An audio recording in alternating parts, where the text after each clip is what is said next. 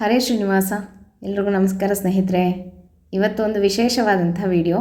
ಹಿಂದಿನ ವಿಡಿಯೋದಲ್ಲಿ ನಿಮಗೆ ತಿಳಿಸಿದ್ದೆ, ನಾನು ಮೈಸೂರಿಗೆ ಹೋಗೋಳಿದ್ದೀನಿ ಅಂತ ಹೇಳಿಬಿಟ್ಟು ಉತ್ತರಾದಿ ಮಠಕ್ಕೆ ನಮ್ಮ ಸ್ವಾಮಿಗಳ ದರ್ಶನಕ್ಕೆ ಮತ್ತು ಧನ್ವಂತರಿ ನಾಮಕ ಪರಮಾತ್ಮನ ದರ್ಶನಕ್ಕಾಗಿ ಹೋಗ್ತಾ ಇದ್ದೀವಿ ಅಂತ ಹೇಳಿದ್ದೆ.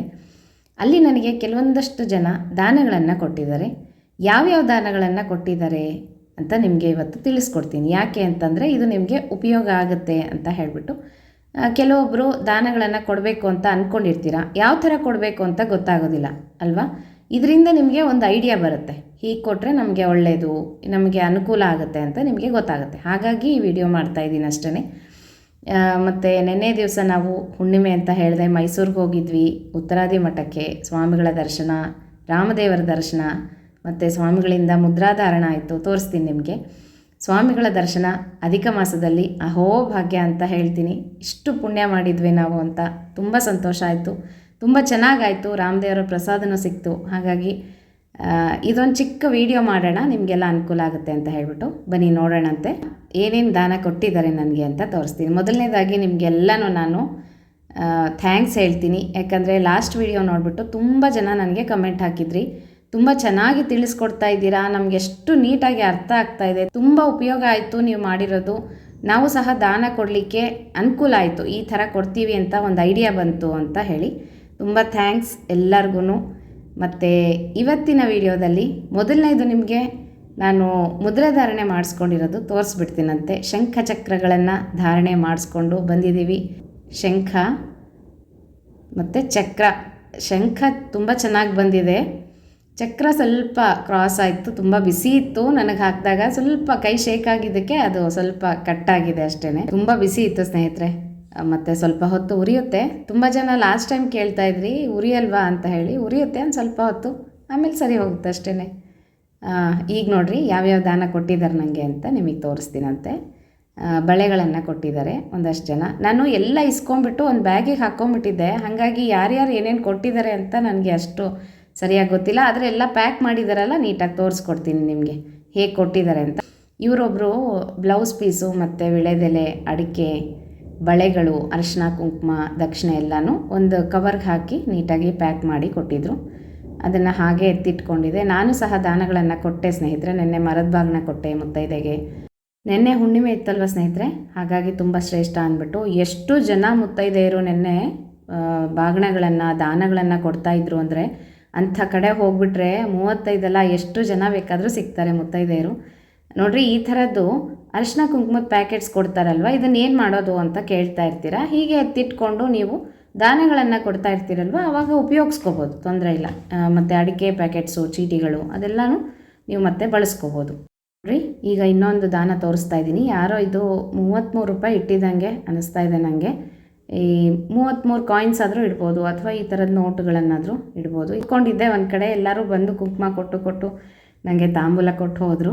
ನೋಡಿರಿ, ಅದೇ 33 ರೂಪಾಯಿ ಸ್ನೇಹಿತರೆ. ಇದನ್ನು ನಿಮ್ಮ ಮುಂದೆನೇ ತೆಗಿತಾ ಇದ್ದೀನಿ ಎಲ್ಲನೂ. ನಾನು ನೆನ್ನೆ ಒಟ್ಟಿಗೆ ಎಲ್ಲ ಬ್ಯಾಗಲ್ಲಿ ಹಾಕ್ಕೊಂಡು ಬಂದುಬಿಟ್ಟಿದ್ದೆ, ಹಾಗಾಗಿ ಬೆಳಗ್ಗೆ ಒಂದು ವಿಡಿಯೋ ಮಾಡ್ದಂಗೂ ಆಯಿತು, ನಿಮಗೂ ಸಹ ತೋರಿಸ್ದಂಗೆ ಆಗುತ್ತೆ ಅಂತ ಹೇಳಿಬಿಟ್ಟು ಈಗ ನಿಮ್ಮ ಎದುರಿಗೇ ಎಲ್ಲನೂ ತೆಗಿತಾ ಇದ್ದೀನಿ. ನೋಡಿರಿ, ಈಗ ಇದರಲ್ಲೆಲ್ಲ ಅಕ್ಕಿಯಲ್ಲೆಲ್ಲ ಸ್ವಲ್ಪ ಇದು ಹಾಕಿರ್ತಾರೆ, ಏನು ಅಡಿಕೆ ಚೂರುಗಳನ್ನು ಹಾಕಿರ್ತಾರೆ, ಅದನ್ನೆಲ್ಲ ತೆಗೆದಿಟ್ಕೊತಾ ಇದ್ದೀನಿ. ಈ ಅಡಿಕೆಯನ್ನು ಬಳಸ್ಕೋಬೋದು, ಅಥವಾ ನೀವು ಯಾರಿಗಾದರೂ ದಾನಗಳನ್ನು ಕೊಡೋದಿದ್ರೆ ಈ ಥರ ಯಾರು ಕೊಟ್ಟರೆ ನಾನು ಹೀಗೆ ತೆಗೆದಿಟ್ಟು ಯಾರಿಗಾರು ಕೊಡ್ತೀನಿ ದಾನಗಳು ಕೊಡುವಾಗ. ಮತ್ತು ಇದು ಯಾರೋ ಕೊಟ್ಟಿದ್ದಾರೆ ನೋಡೋಣ, ಹತ್ತಿ ಅನಿಸುತ್ತೆ ಇದು.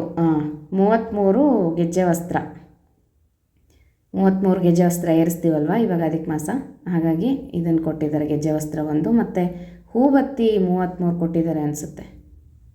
ಇಲ್ಲ, ಇದು 66 ಇದೆ ಅನಿಸುತ್ತೆ ಸ್ನೇಹಿತರೆ. ಯಾಕಂದರೆ ಹೂಬತ್ತಿಯನ್ನು ನಾವು ಜೋಡಿ ಹಚ್ತೀವಲ್ವ, ಅದಕ್ಕೋಸ್ಕರ 66 ಹೂಬತ್ತಿ ಕೊಟ್ಟಿರ್ತಾರೆ.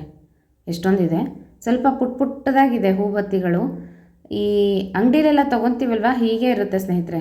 ನಾನು ತುಂಬ ಸಲ ಆವಾಗ ಮುಂಚೆ ಎಲ್ಲ ತರಿಸ್ಕೊತಾ ಇದೆ, ತುಂಬ ಚಿಕ್ಕದಾಗಿ ಹಚ್ಚೋಕ್ಕೆ ಬರೋದಿಲ್ಲ, ಅದು ನಿಲ್ಲೋದು ಇಲ್ಲ ದೀಪದಲ್ಲಿ, ಆ ಥರ ಇರುತ್ತೆ. ಹಾಗಾಗಿ ನಾನು ಮನೆಯಲ್ಲೇ ಮಾಡ್ಕೊತೀನಿ. ಇಲ್ಲಿ ನೋಡ್ರಿ, ಇದಿಷ್ಟು ಹೂಬತ್ತಿ 66 ಹೂಬತ್ತಿ ಇರಬೇಕಿದು. ಮತ್ತು 33 ಗೆಜ್ಜೆ ವಸ್ತ್ರ ಕೊಟ್ಟಿದ್ದಾರೆ ದಕ್ಷಿಣೆ ಸಹಿತವಾಗಿ. ಮತ್ತು ಇದು ಯಾರೋ ಅರಿಶಿನ ಕುಂಕುಮ ಏನೋ ಕೊಟ್ಟಿದ್ದಾರೆ, ನೋಡೋಣ. ಇನ್ನೊಬ್ರು ಯಾರೋ ಕೊಟ್ಟಿದ್ದಾರೆ 66 ಹೂಬತ್ತಿ ಮತ್ತು ಅಡಿಕೆ ಪ್ಯಾಕೆಟ್ ಒಂದು ಕೊಟ್ಟಿದ್ದಾರೆ. ದಕ್ಷಿಣೆ ಇಟ್ಟಿದ್ದಾರೆ ಅನಿಸುತ್ತೆ ಒಳಗಡೆನೆ. ಹೌದು, ದಕ್ಷಿಣೆ ಇಟ್ಟಿದ್ದಾರೆ. ಹೀಗೆ ಬತ್ತಿಗಳನ್ನು ಸಹ ದಾನ ಮಾಡ್ತಾರೆ. ನಾನು ಹೇಳಿದ್ನಲ್ಲ ನಿಮಗೆ, ನೆನೆಸಿ ಆದರೂ ಕೊಡ್ಬೋದು, ತುಪ್ಪದಲ್ಲಿ ಹಾಗೆ ಆದರೂ ಕೊಡ್ಬೋದು. ಇದು ಅಷ್ಟೇ ಪುಟ್ಟದಾಗಿದೆ, ಕಾಣಿಸ್ತಾ ಇದೆಯಲ್ಲ ನಿಮಗೆ. 66 ಹೂ ಬತ್ತಿ ಇದೆ ಇದು. ಇದನ್ನು ಒಬ್ರು ಯಾರೋ ದಾನ ಕೊಟ್ಟರು. ಎಷ್ಟು ಜನ ಎಷ್ಟು ಥರ ದಾನಗಳನ್ನು ಕೊಡ್ತಾಯಿದ್ರು ಅಂದರೆ ಅದನ್ನು ನೋಡೋದಕ್ಕೆ ಒಂದು ಕಣ್ಣಿಗೆ ಹಬ್ಬ ಆಗಿತ್ತು ನೆನ್ನೆ. ಅಷ್ಟು ಚೆನ್ನಾಗಿತ್ತು ಸ್ನೇಹಿತರೆ, ತುಂಬ ಚೆನ್ನಾಗಿತ್ತು. ನನಗಂತೂ ಎಷ್ಟು ಸಂತೋಷ ಆಯಿತು ಹೋಗಿದ್ದಕ್ಕೆ, ತುಂಬ ಚೆನ್ನಾಗಿತ್ತು. ಇದು ಯಾರೋ ಏನೋ ಕೊಟ್ಟಿದ್ದಾರೆ, ದೀಪ ಅನಿಸುತ್ತೆ, ನೋಡೋಣ ಬನ್ನಿರಿ.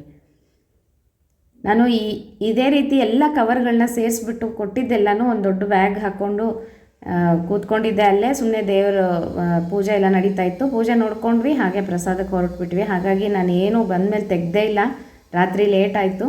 ಮತ್ತು ನಿಮ್ಮ ಎದುರುಗಡೆನೇ ಇವತ್ತು ಬೆಳಗ್ಗೆ ಎಲ್ಲನೂ ತೆಗಿತಾ ಇದ್ದೀನಿ. ಹೌದು, ದೀಪ ಇದು ಕೊಟ್ಟಿದ್ದಾರೆ, ಸಮಯಗಳನ್ನು ದೀಪದಾನ ಹಿಡಿದಿರ್ತಾರೆ. 33 ಜನಕ್ಕೆ ದೀಪದಾನ. ನಾನು ನಿಮಗೆ ಹೇಳಿದ್ನಲ್ವ ಯಾವ ರೀತಿ ಕೊಡಬೇಕು ಅಂತ. ಹೀಗೆ ಹೊಸ ದೀಪಗಳು ತುಂಬ ಚೆನ್ನಾಗಿದೆ ಸ್ನೇಹಿತರೆ ಅಲ್ವಾ, ಪುಟ್ಟದಾಗಿ ತುಂಬ ಚೆನ್ನಾಗಿದೆ. ಈ ಥರದ್ದು ನನ್ನ ಹತ್ರ ಇದೆ. ಈಗ ಸದ್ಯಕ್ಕೇನು ಇದನ್ನು ಬಳಸೋದಿಲ್ಲ, ಹಾಗೆ ಇಟ್ಕೊಂಡಿರ್ತೀನಿ.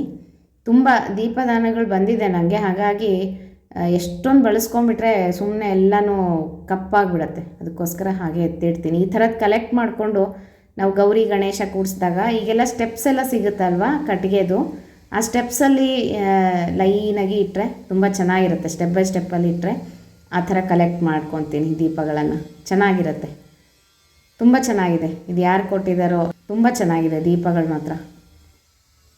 ಆದರೆ ಇವರು ಬತ್ತಿ ಏನೂ ಇಟ್ಟಿಲ್ಲ. ಹೀಗೆ ದೀಪ ಏನಾದರೂ ಕೊಡೋದಿತ್ತು ಅಂದರೆ 2 ಬತ್ತಿಗಳನ್ನು ತುಪ್ಪದಲ್ಲಿ ನೆನೆಸಿ ಅಥವಾ ಹಾಗೆ ಒಂದು ಕವರ್ಗೆ ಹಾಕಿ ಕೊಡೋದು ಉತ್ತಮ. ಹೀಗೆ ತೋರಿಸಿದ್ರೆ ನಿಮಗೆ ಐಡಿಯಾ ಬರುತ್ತೆ ಅಲ್ವಾ, ಹೇಗೆ ಕೊಡಬೇಕು ನಾವು ಅಂತ ಹೇಳಿ. ನೋಡಿರಿ, ಇದು ಯಾರೋ ಒಬ್ಬರು ಬ್ಲೌಸ್ ಪೀಸು ಮತ್ತು ಅರಿಶಿನ ಕುಂಕುಮ ಏನಾದ್ರು ಕೊಟ್ಟಿದ್ದಾರೆ ಅನಿಸುತ್ತೆ. ಎಲ್ಲ ಒಟ್ಟಿಗೆ ಇಟ್ಕೊಂಬಂದಿದ್ದೀನಲ್ಲ, ನನಗೆ ಅಷ್ಟು ಗೊತ್ತಾಗಲಿಲ್ಲ. ಮತ್ತು ಗ್ರಂಥದಾನನೂ ಮಾಡಿದ್ದಾರೆ, ವಿಷ್ಣು ಸಹಸ್ರನಾಮದ್ದು. ಅದನ್ನು ಹಾಗೆ ಗ್ರಂಥದಾನವನ್ನು ಸಹ ಮಾಡ್ಬೋದು. ನೋಡಿರಿ, ಇವರು ಬೆಲ್ಲದ ಅಚ್ಚು ಮತ್ತು ಅಕ್ಕಿ, ಅಡಿಕೆ, ದಕ್ಷಿಣೆ ಎಲ್ಲ ಇಟ್ಟಿದ್ದಾರೆ.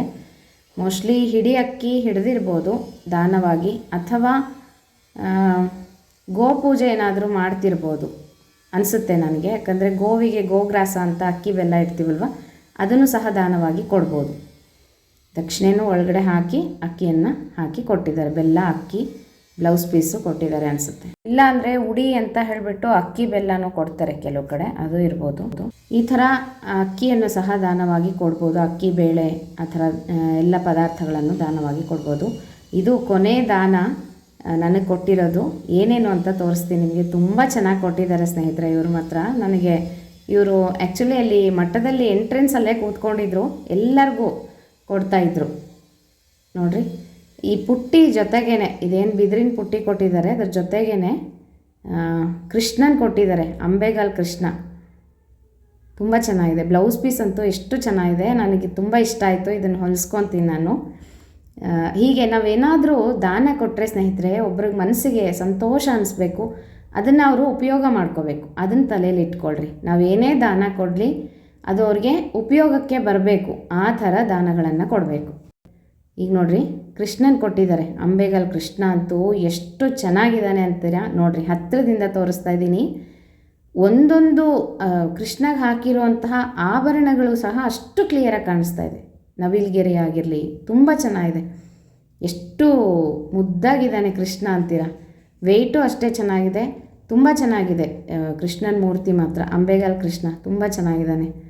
ನಾನು ಇದನ್ನು ಇಟ್ಕೊಂಡು ಪೂಜೆ ಮಾಡ್ತೀನಿ. ಬಟ್ಲು ಸಮೇತವಾಗಿ ಹೀಗೆ ದಾನವನ್ನು ಕೊಡ್ತಾರೆ ಕೃಷ್ಣನನ್ನು. ಬೆಣ್ಣೆಯಲ್ಲಿ ಇಟ್ಟು ಕೊಡ್ತಾರೆ, ಮತ್ತು ಅಲ್ಲೆಲ್ಲ ಆ ರೀತಿ ಬೆಣ್ಣೆ ಕೊಟ್ಬಿಟ್ರೆ ಇದಾಗುತ್ತೆ ಅಂತ ಹೀಗೆ ಒಂದು ಅಮೂಲ್ದು ಬಟರ್ ಕೊಟ್ಟಿದ್ದಾರೆ. ಇದು ನಾವು ನೀಟಾಗಿ ಇಟ್ಕೊಂಡು ಬರ್ಬೋದಲ್ವ, ಊರುಗಳಿಗೆ ಹೋಗೋರು ಸಹ ಆರಾಮಾಗಿ ತೊಗೊಂಡು ಹೋಗ್ಬೋದು. ಈ ಥರ ಕೊಟ್ಟರೆ ಒಳ್ಳೆ ಐಡಿಯಾ ಮಾಡಿದಾರಲ್ವ ಸ್ನೇಹಿತರೆ. ಹೀಗೆ ಬೆಣ್ಣೆ ಜೊತೆಗೆ ಬಟ್ಲು ಸಮೇತ ಕೃಷ್ಣನನ್ನು ದಾನವಾಗಿ ಕೊಟ್ಟಿದ್ದಾರೆ. ಈ ಥರನೂ ದಾನ ಮಾಡ್ಬೋದು. 33 ಸಂಖ್ಯೆಯಲ್ಲಿ ಮಾಡ್ತಾಯಿದ್ರು ಅವರು ದಾನನ. ಇದು ತುಂಬ ಒಳ್ಳೆಯ ದಾನ. ಮತ್ತು ಸಂತಾನ ಭಾಗ್ಯಕ್ಕಾಗಿಯೂ ಸಹ ಕೃಷ್ಣ ಬೆಣ್ಣೆಯಲ್ಲಿಟ್ಟು ಕೃಷ್ಣನನ್ನು ಕೊಡ್ತಾರೆ, ಸಂತಾನ ಭಾಗ್ಯಕ್ಕೆ ಅಂತ ಹೇಳಿ. ಸ್ನೇಹಿತರೆ, ಒಂದು ತಿಳ್ಕೊಳ್ರಿ, ಏನು ಹೇಳ್ತೀನಿ ಅಂದರೆ, ಯಾವುದೇ ದಾನಗಳನ್ನು ಮಾಡಿರಿ ನೀವು, ಇನ್ನೊಬ್ಬರಿಗೆ ಉಪಯೋಗಕ್ಕೆ ಬಂದಿರಬೇಕು. ಅದನ್ನು ಅವರು ಸಂತೋಷವಾಗಿ ಸ್ವೀಕಾರ ಮಾಡಿ ಅದನ್ನು ಅವರು ಬಳಸ್ಕೋಬೇಕು. ಈಗ ನೋಡಿರಿ, ಈ ಬಿದಿರಿನ ಪುಟ್ಟಿ ಕೊಟ್ಟಿದ್ದಾರೆ, ಎಷ್ಟು ಚೆನ್ನಾಗಿದೆ ಅಂತೀರಾ? ತುಂಬ ಚೆನ್ನಾಗಿದೆ. ನನಗೆ ಈ ದಾನ ಮಾತ್ರ ತುಂಬ ಸಂತೋಷ ಆಯಿತು. ಇದನ್ನು ಮಡಿಗೂ ಬಳಸ್ಕೋಬೋದು. ಮಡಿ ಪೂಜೆ ಮಾಡೋವಾಗ ಹೂವು ಹಾಕಿಟ್ಕೊಳ್ಳೋದಕ್ಕೆ ಬಳಸ್ಕೋಬೋದು, ಅಥವಾ ನಾನು ಇದನ್ನು ದೇವ್ರ ಮನೆಯಲ್ಲಿ ಉಪಯೋಗಿಸ್ಕೊತೀನಿ. ನಂದೆಲ್ಲ ದೀಪಗಳು ಹಚ್ಚಿಡೋದು, ಅದೆಲ್ಲ ದೀಪಗಳು ಎಷ್ಟೊಂದು ಇರುತ್ತಲ್ವ, ಅದನ್ನೆಲ್ಲ ಒಂದು ಪುಟ್ಟಿಗೆ ಹಾಕಿ ಇಟ್ಟಿದ್ದೀನಿ. ಇದರಲ್ಲಿ ಹಾಕಿಡ್ತೀನಿ, ಚೆನ್ನಾಗಿರುತ್ತೆ. ತುಂಬ ಚೆನ್ನಾಗಿದೆ. ಅರಿಶಿನ ಕುಂಕುಮದ ಪ್ಯಾಕೆಟ್ ನೋಡಿರಿ ಎಷ್ಟು ಚೆನ್ನಾಗಿದೆ, ದೊಡ್ಡ ದೊಡ್ಡದಾಗಿ ಕೊಟ್ಟಿದ್ದಾರೆ. ಈ ರೀತಿ ನಾವು ಯಾವುದೇ ದಾನ ಮಾಡಿದ್ರು ಸ್ನೇಹಿತರೆ, ಅವರಿಗೆ ಅದು ಉಪಯೋಗ ಆಗಬೇಕು, ಅವರಿಗೆ ಸಂತೋಷ ಆಗಬೇಕು.